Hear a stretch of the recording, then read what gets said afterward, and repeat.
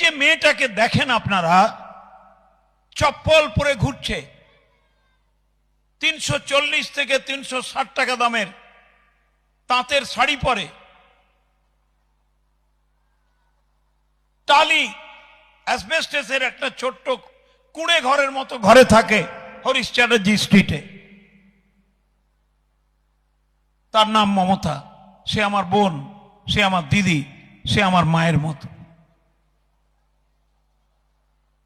পাশে একটা চকচকে ছেলে মাথা উঁচু করে সব অত্যাচার ব্যভিচারের বিরুদ্ধে মাথা উঁচু করে কথা বলছে, গলা কেটে দিলেও, জেলে পুরে দিলেও তৃণমূল কংগ্রেস থেকে সরানো যাবে না, মমতা ব্যানার্জির কাছ থেকে সরানো যাবে না অভিষেক ব্যানার্জি।